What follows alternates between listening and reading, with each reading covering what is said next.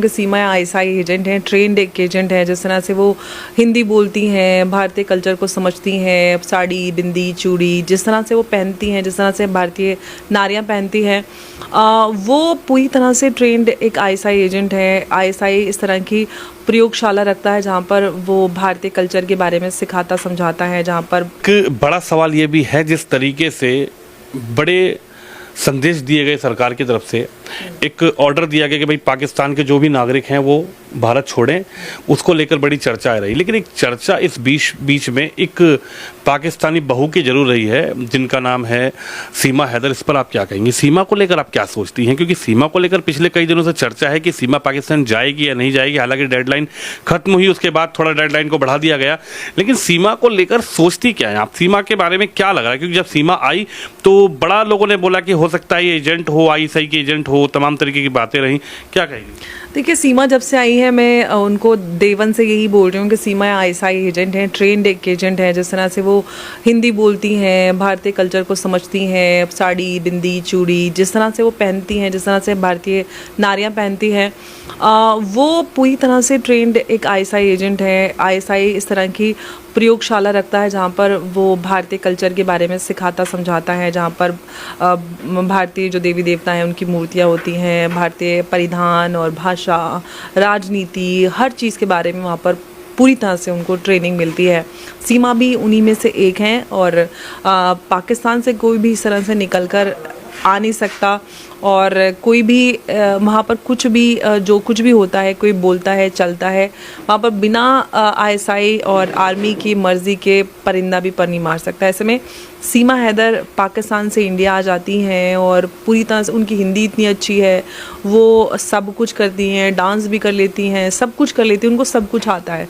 और एक बात और कि सीमा हैदर जिस तरह से व्लॉग, उन्होंने यूट्यूब चैनल्स बनाए, उनके कई सारे चैनल हैं, सोशल मीडिया पे बहुत एक्टिव रहती हैं, व्लॉग बनाती हैं, हर चीज़ को वो रिकॉर्ड करके सोशल मीडिया पे डालती हैं। अब जब से ये पहलगाम वाली घटना हुई है तब से आपने उनका कोई वीडियो या कोई अपडेट नहीं देखा, वो पूरी तरह से गायब हैं। वो सीमा हैदर जो होली, दिवाली और अब खाने का कुछ आ गया, अब ये आ गया, घर में आ गया, घर बन गया, घर में वो आ गया, एक एक चीज़ के बारे में व्लॉग करती हैं, वो सीमा हैदर पहलगाम की घटना पे एकदम खामोश है और पिछले 10 दिन से गायब है। तो इसी पर आपको रोकता हूँ मैम, इसी पर मैं आपको देख रहा हूँ, जिस बात को आपने चर्चा की है, थोड़ा मैं आगे बढ़ाता हूँ। ये सीमा का ऑफिशियली अकाउंट है, सीमा सचिन, जिसका 10 नंबर है, 18 लाख लगभग फॉलोवर हैं। और ये इनकी लास्ट वीडियो जो है, मैं बार 19 लाख, लगभग 19 लाख हो गए, 52,000 ये वीडियोस चली है इनकी।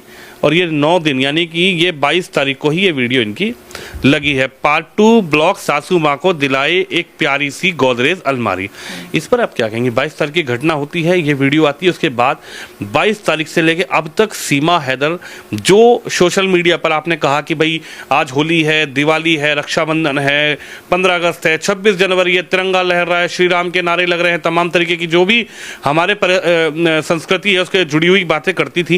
लेकिन इस इतनी बड़ी घटना पर जिसने सबको झकझोर दिया, पूरे देश को, एक बच्चे को झकझोर दिया, सीमा का कोई एक छोटा सा 10 सेकंड, 20 सेकंड, 50 सेकंड, 1 मिनट का कोई वीडियो नहीं आया कि ये गलत हुआ, हमारे देश में धर्म पूछकर मारा गया, ये बहुत गलत है मैम? ये सीमा का देश नहीं, देश तो हमारा है, वो क्यों बोलेगी हमारा देश? हालांकि वो कितना ही बोले कि मैं भारत की बहू हूँ, मुझे नहीं जाने दो, मुझे यहीं रहना है। देखिए, मुझे लगता है जिस तरह से सभी के खिलाफ एक्शन उठाया जा रहा है, सीमा को सबसे पहले तो इतने दिन यहाँ पर रखा क्यों गया? और अब जबकि सबको निकाला जा रहा है तो सीमा हैदर को तो सबसे पहले निकाला जाना चाहिए, क्योंकि पाकिस्तान का कोई भी आता है उसको हम भारत में नहीं रख सकते। और भारत में रहने वाले जो इलीगल पाकिस्तानी हैं वो तो बिल्कुल भी भरोसे के लायक नहीं। चलो कोई वीज़ा पे आता है, मेडिकल, उसके लिए उन तक को निकाला जा रहा है, तो जो इलीगल आए हैं तो उनको क्यों रखा जाए? सीमा तो वैसे ही शक के घेरे में है, वो पूरी तरह से दिखती हैं कि वो आईएसआई एजेंट है। हालांकि चाहे वो कितना भी करें, उनके पति जो हैदर, जो भी उनका नाम गुलाम हैदर, उन्होंने बोला कि नहीं, सीमा को वहीं रखो।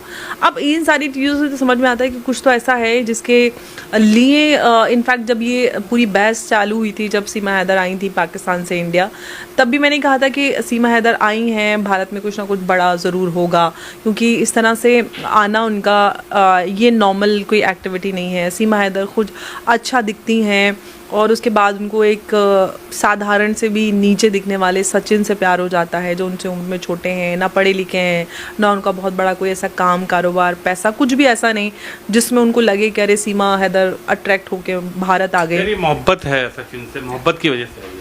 मोहब्बत वही है ना कि मोहब्बत कहाँ पे है वो तो समझ में आता है। मोहब्बत पाकिस्तानियों को सिर्फ पैसे से होती है और पैसे के लिए वो कुछ भी कर सकते हैं, और इसके पीछे बहुत सारी चीज़ें हैं। जिस तरह से वो ट्रेन नज़र आती हैं भारत की भाषा और संस्कृति, हर चीज़ को लेकर। आप मानती हैं कि ये पूरा सिस्टमैटिक तरीके से हुआ है, उसको ट्रेनिंग दी गई है? मतलब जो ऐसा लग रहा है कि वो जो फिक्शन एकदम भाई, अब कोई अंग्रेजी बोलने वाला अगर फिक्शन एकदम अंग्रेजी बोले, अमेरिका जाकर बीसी तरीके की अंग्रेजी बोले, तो भाई कह सकते हैं कि ठीक है भाई, लेकिन हमारी संस्कृति, हिंदी भाषा, और एकदम आंखों से समझ के उसका जवाब देना कि भाई ये क्या क्वेश्चन कर रहा है, क्या सवाल कर रहा है, कि हम लोग भी अगर हमारे सामने ही कोई माइक लगा दे। जब वो आई थी पूरी तरह से वो मीडिया से किस तरह से इंटरेक्शन उनका था, कैमरा फ्रेंडली थी, इतने कॉन्फिडेंटली वो मीडिया के साथ इंटरेक्शन कर रही थी। और उसके विपरीत जो एक भारतीय लड़की जो यहाँ से गई थी अपने एक दोस्त से के मिलने, अंजू, एग्जैक्टली,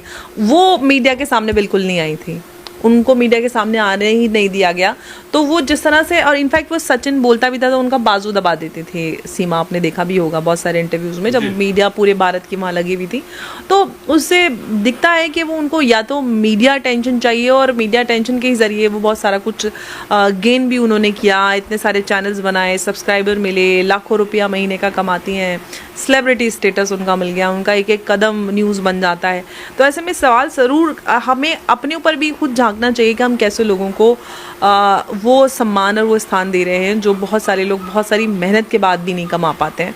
तो सरकार को भी ध्यान देना चाहिए कि जब सबके खिलाफ कार्रवाई हो रही है तो सीमा हैदर को क्यों भारत में रखा जा रहा है। डॉक्टर एपी सिंह उनके वकील है, वो कह रहे हैं अगर सीमा यहाँ से चली गई तो उनकी जान को खतरा है। वहाँ पर जाएंगी सीमा तो सीमा के साथ कुछ भी हो सकता है, सीमा जिंदा रहे नहीं रहे, मानवता के आधार पर उनको यहाँ रखना चाहिए भारत में।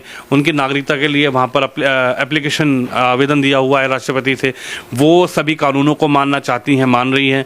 वो यूपी गवर्नमेंट के जो भी कानून है उसको मान रही है, सम्मान कर रही है। इसलिए डॉक्टर एपी सिंह कह रहे हैं कि उनको यहाँ रख लेना। डॉक्टर एपी सिंह को उनके बारे में, वो जो पाकिस्तान में हिंदू बच्चियां हैं उनके बारे में उन्होंने नहीं सोचा। वहाँ पर जो हिंदू और अलग माइनॉरिटीज़ की बच्चियां हैं, सिख हैं, क्रिश्चियन हैं, उन बच्चियों को उठाकर रेप किया जाता है, उनका जबरन धर्म परिवर्तन किया जाता है, उनके बारे में तो उन्होंने आज तक कुछ नहीं बोला। सीमा हैदर जो आईएसआई एजेंट हैं वो उनके बारे में सोचते हैं कि उनको मार दिया जाएगा या जान को खतरा है। अगर उनको इतना ही जान से खतरा है तो वो किसी और देश में जाकर रह सकती हैं, ज़रूरी है कि वो पाकिस्तान में जाए, वो दुबई चली जाए जहाँ पर वो पहले रहती थी, वही काम करे जो पहले करती थी। तो भारत में ही क्यों? सबसे बड़ी सवाल ये है कि एक दुश्मन देश से आया वह व्यक्ति भारत में क्यों शरण ले।